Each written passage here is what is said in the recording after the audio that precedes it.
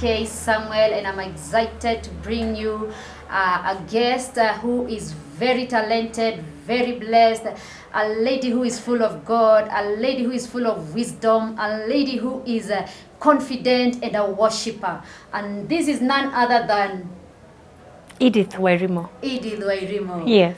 Edith Wairimo. Thank you so much for having me on the show, Jane. Yes. Edith Wairimo is a young gospel music minister and word minister all over this country, and looking forward to becoming a part of the oncoming revival that is coming. I am a child of a single mother, and I have been brought up by my mother and my grandmother, and it's been an amazing journey all through long until now. Wow. I thank God. Wow, that is fantastic. Now, Edith, would you tell us when you were born, where, and how you were brought up? I was born in Mombasa. My mom and my dad had a come-we-stay kind of marriage, but it was an abusive marriage. And so it got so bad that my mom left my dad, and that was when she went back home. From Mombasa? Yes, from Mombasa. So she came back to her home village, which is Gikambura in Kikuyu County.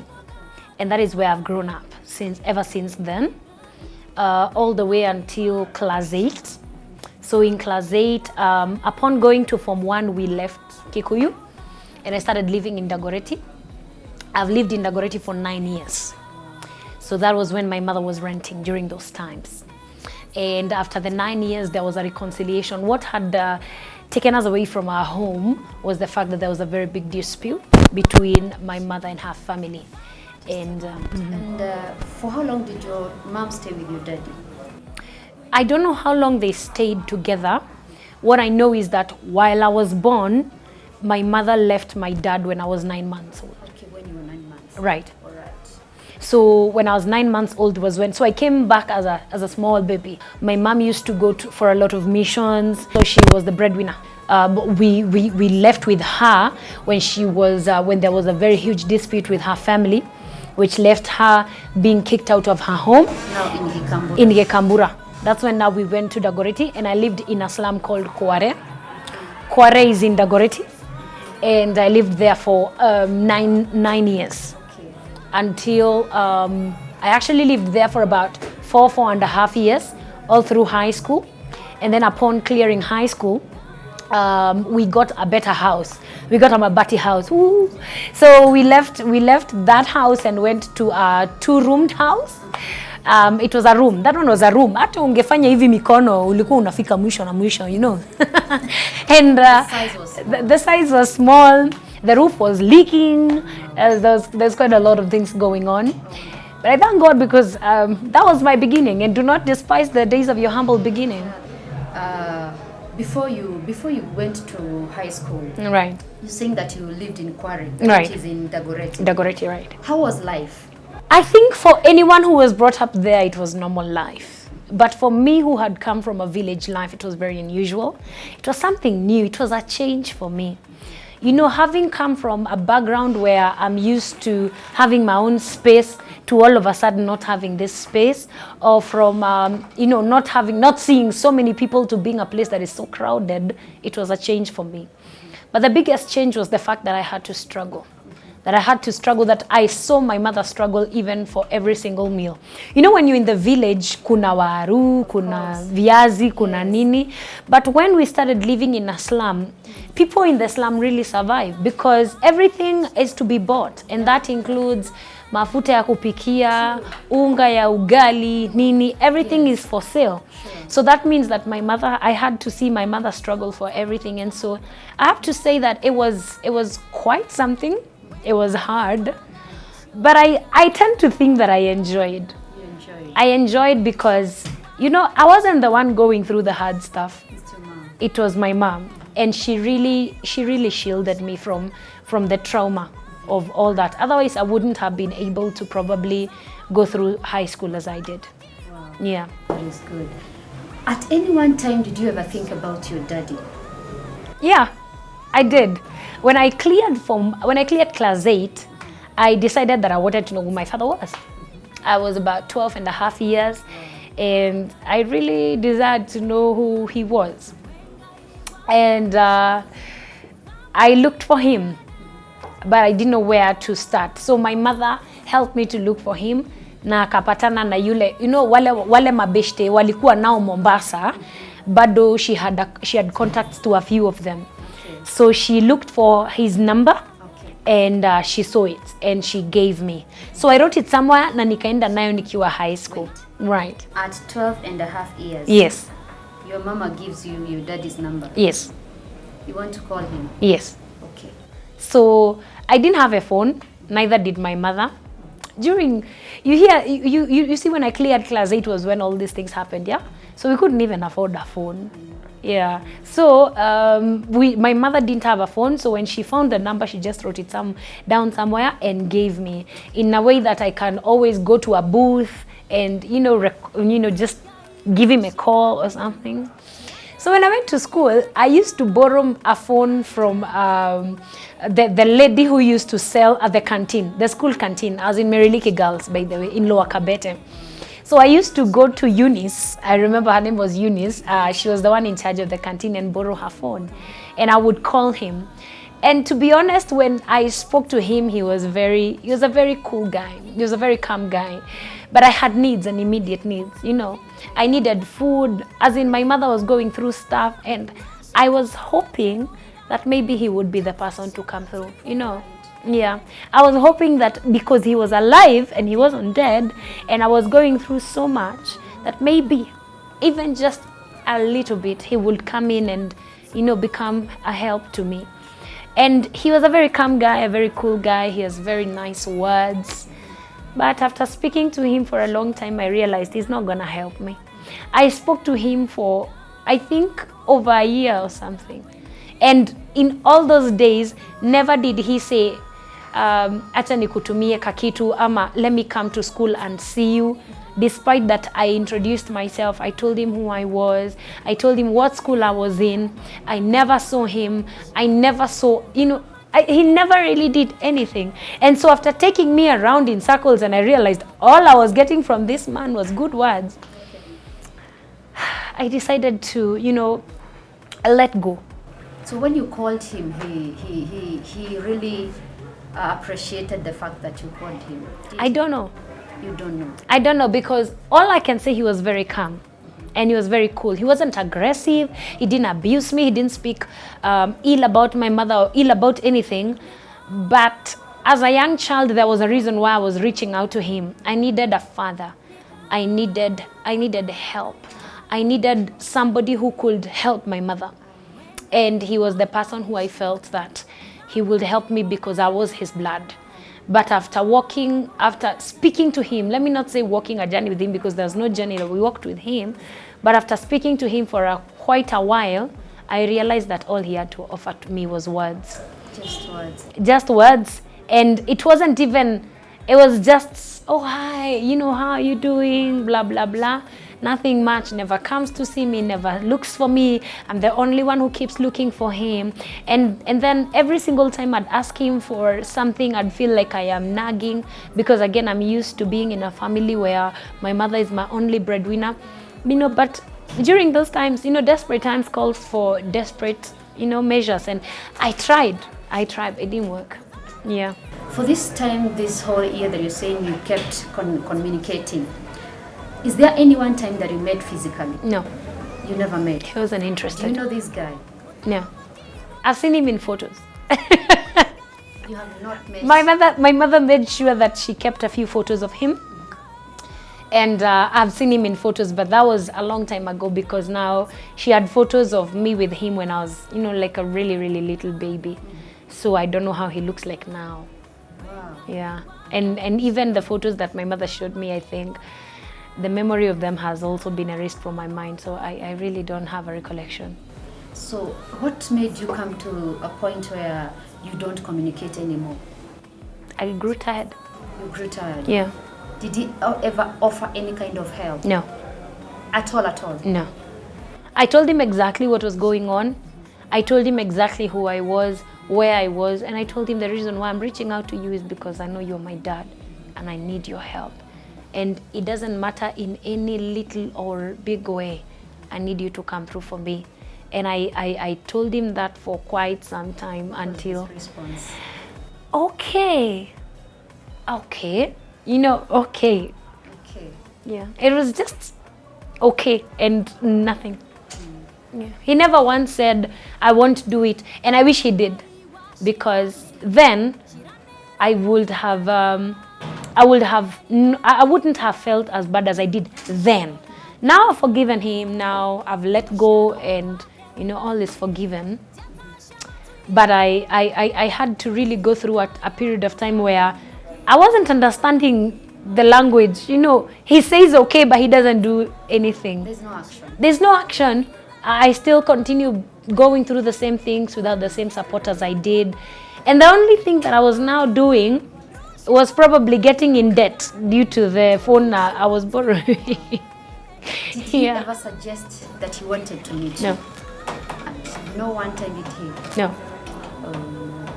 Let us leave it like that. So, yes. You talked about your mother being rejected by the family members a while ago. Yes. And I know that it happens to many people, especially when you're a single mother, and the people of your family sometimes do not appreciate who you are and the fact that you're having a baby. Yeah. And most of the times you find that disagreements arise, and they sometimes push people out of the home. Right. What do you think are the effects of your mother being pushed out to you or in your life? There are quite a number of them, and I've tried to deal with most of them. One of the things is that it almost had an effect of bitterness on me. For very many years, I couldn't forgive. I couldn't let go. Until the day the Lord himself spoke to me and told me, if you don't forgive, you will never move on. And if you don't forgive, there are things you won't be able to do. There are levels you won't be able to get to. So I think that would be the first and most important thing for me. My emotion was really messed up. I had to, at some point, see a psychologist and get into, I got into clinical depression for the very first time. I mean, we dealt with it later, but it affected me in so many ways. Something else that I can say is that it created a rift. It created a rift between me and most of my family. Because of this? Yes. Because when somebody who you never expected would hurt you, hurts you, gaining trust again is very hard. So even now when you've forgiven them, and when you know you really have nothing against anyone, you really just live your own life. Again, those were my formative years. I mean, I stayed away for 9 years since I was about 13 years old. And I want to believe between 13 years and 22 years was when I was actually really being formed. Those were my formative years. So in my formative years, they weren't around. So the person that I became, my family has no part in any of that. Because they had already kicked you. Yeah. And so now, you will find myself, I'm a very reserved person. I'm very reserved. I'm a conservative. And most of the times when I'm doing my own things, I just keep to myself, because it has nothing to do with the past. It has something to do with who I am now. I grew up being alone, and during those years I was alone. It was just me and my mother fighting. And so even now I find myself enjoying my own company, and sometimes even really enjoying things, just doing things on my own, because I didn't grow up knowing sharing my problems with people or having someone to go to tell I need this and I need the other. So I always find I'm very reserved when it comes to my needs. So we can say that there's some things that children undergo when they're young, and they really have an impact. Yes. In their future. And especially in their psychology. in the psychology. Right. And they can live with it for long. You know, as a man thinketh, so is he. So once you change the way someone thinks, you've changed the whole course of his life. Yeah. So that is why you, after forgiving them, you still feel that gaining trust is still an issue. Well, when I forgive completely. I completely have no bitterness against them. And it's not even a trust issue now, it's a character issue. It created me, it formed me to be this kind of a person, you know, because, yes, because I had to handle it like that for 9 years. And those were the 9 years that my mind was being formed. You know, it was when I was going through high school and going through campus. So I actually came back to my family in my last year of campus. So you see, by this time I've gone through high school for 4 years. I've stayed outside for 2 years. I was part of that lot. People should not guess my age, but I was part of that lot. We stayed outside for 2 years, and then I joined campus. So there was only a reconciliation towards the end of my campus years, and that was when I was at fourth year. Yeah. So by the time I'm coming back, I'm an adult. You know, at fourth year, I'm an adult. In fact, there are many friends of mine who got married during those years, and yeah, at this time I'm an adult. I'm already accustomed to doing things my own way, and you know, I've adapted, and I'm the kind of person I am. And so they were not part of those formative years, and so even now it becomes a very hard. It's a very hard thing for me. It's an afterthought. Remembering that I have people I can run to is an afterthought. Mostly I always think, you know, what can I do to do it on my own or something like that. So that's where my conservative nature developed from. Edith, we know you as a worshiper. Yeah. When did your singing begin? Oh, my singing began a long time ago. I think I was a kid. The majority of us have come to know Edith during COVID season. Right. You were singing in PCA Mutwini. Right. Yes. My singing pretty much began when I was a toddler. My mother tells me that the first words I said were the words to a song. Of a song? Yes. I never said, my first word in this earth was not mom. It was? Ingia. You said Ingia. It's so hard, right? Instead of saying yes. Mama, you said Ingia. I said Ingia. Wow. And it was because I was in a place where I think I was just in a season where I was ready. And then I I told you my mom used to do a lot of missionary work. So I went to a crusade where they were singing that song, Ingia, Ingia, you know. And when I heard that song, when I heard that word, it stuck. And that was the word that I said first. The first word? Yes. And I would say it so many times, and I'd clap my hands, and I knew how to say mom much later. Yes. And so from a toddler, all through primary school, I have always been a celebrity for my voice and my singing ability. All through high school, again, I was a celebrity for my preaching and for my singing. In campus was where things changed a little bit. I joined praise and worship. And then by the time I was getting to campus, I was a little bit more mature. So I began understanding what salvation really was, what ministry really was. You know, I began understanding the dynamics of ministry, because I think previously I would probably sing because I loved to sing. And then now in my campus years, I began understanding what ministry really is about.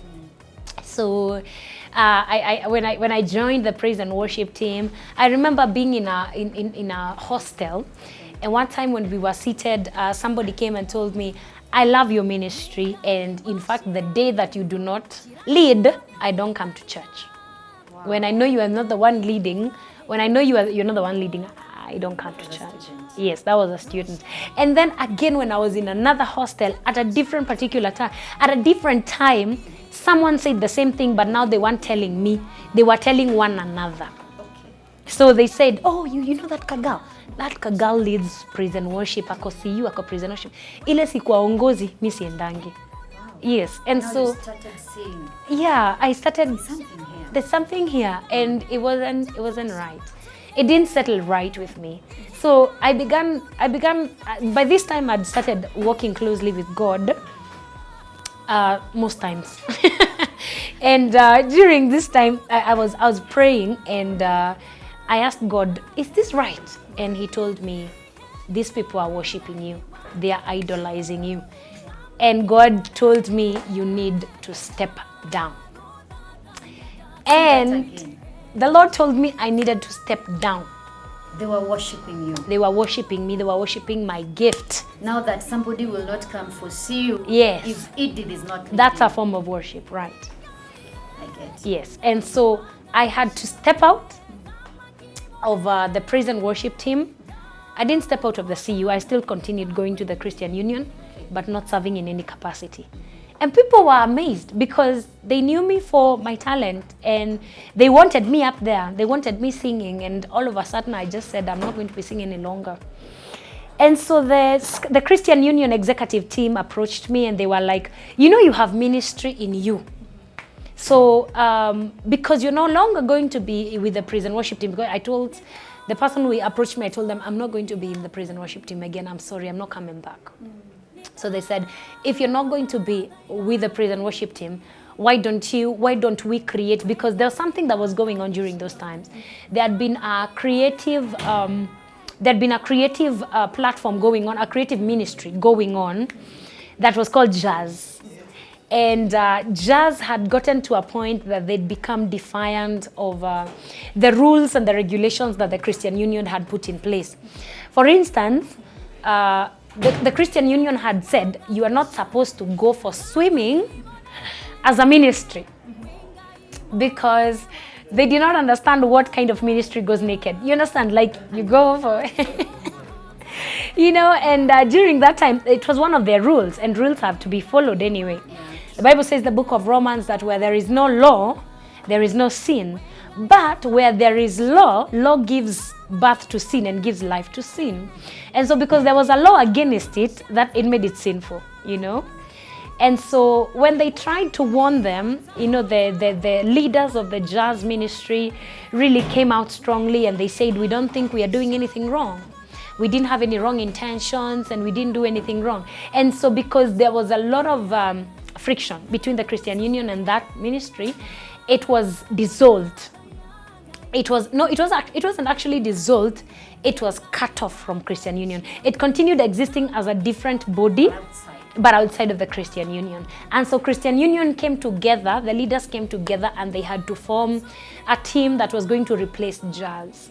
And that was where now creative ministry came in. So when I was approached, I was told, can you become the assistant director for creative ministry? And it was new for me, because now with creative ministry, I needed to act. I needed to act. I needed to dance. I had 2 left feet before that.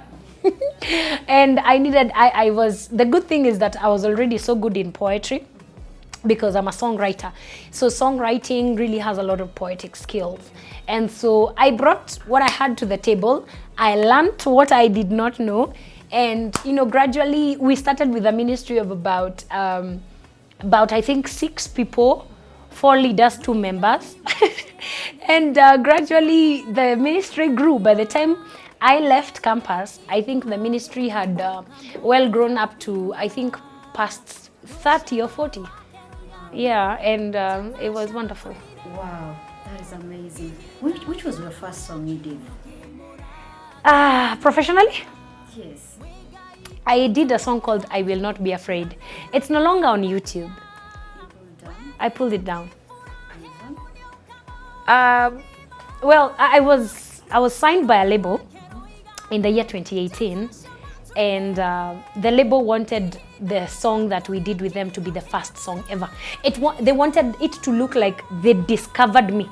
Okay. Does that make sense? It does. So my previous YouTube channel was scrapped off, and I started from zero. Okay. Yeah.